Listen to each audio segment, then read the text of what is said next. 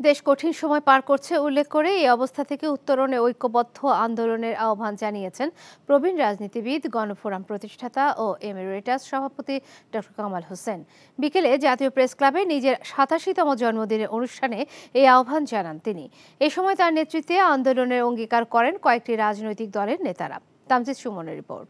বিকাশে কম খরচে ক্যাশ আউটের লিমিট বেড়ে ৫০,০০০, প্রিয় এজেন্টও ২টা। প্রবীণ রাজনীতিবিদ ও সংবিধান প্রণেতাদের অন্যতম ডক্টর কামাল হোসেনের জন্মদিন পালন করতে গণফোরামের পক্ষ থেকে এই আয়োজন। কেক কেটে উদযাপন করা হয় তার জন্মদিন, যেখানে উপস্থিত হন দেশের বেশ কয়েকটি রাজনৈতিক দলের নেতারা। অনুষ্ঠানে অংশ নিয়ে দেশের রাজনীতিতে ডক্টর কামাল হোসেনের অবদান তুলে ধরে উপস্থিত রাজনীতিবিদরা দেশের বর্তমান সংকট মোকাবেলায় তার নেতৃত্বেই ঐক্যবদ্ধ হওয়ার আকাঙ্ক্ষা ব্যক্ত করেন।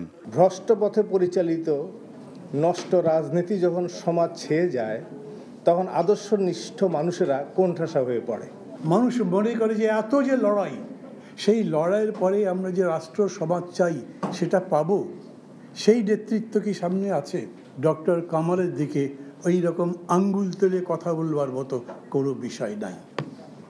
আর এখনকার সংকটের জন্য ওই রকম রাজনৈতিক চরিত্রই দরকার।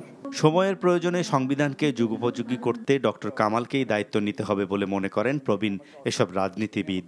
আমাদের সংবিধানে যে কালো ধারাগুলো আছে, কামাল ভাই এ ব্যাপারে তিনি ৭২ সালে যে ঐতিহাসিক কাজ সম্পন্ন করেছিলেন, এই ২৪-২৫ সালে এসে তিনি জীবনের এই শেষ পর্যায়ে এসে তিনি যদি এ ব্যাপারে একটা গুরুত্বপূর্ণ ভূমিকা পালন করেন, দেশের জন্য, জনগণের জন্য, ভবিষ্যতে গণতান্ত্রিক আন্দোলনের জন্য, এদেশের মানুষের জন্য অসাধারণ একটা কীর্তির কাজ হবে। ডক্টর কামাল হোসেন ছিলেন ওই শাসক শ্রেণীর মধ্যেই আরেকটি অংশের প্রতিনিধি, যারা সাধারণ মানুষের পক্ষে একটা গণতান্ত্রিক ধারা নির্মাণ করতে সেখানে চেয়েছেন। পরে দেশের সংকট মোকাবেলায় সবাইকে ঐক্যবদ্ধ হবার আহ্বান জানান গণফোরামের প্রতিষ্ঠাতা।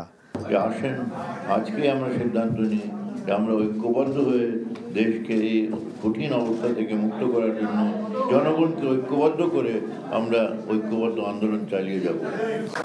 Tamjid Suman, NTV news, Dhaka. বিকাশে কম খরচে ক্যাশ আউটের লিমিট বেড়ে ৫০,০০০, প্রিয় এজেন্টও ২টা।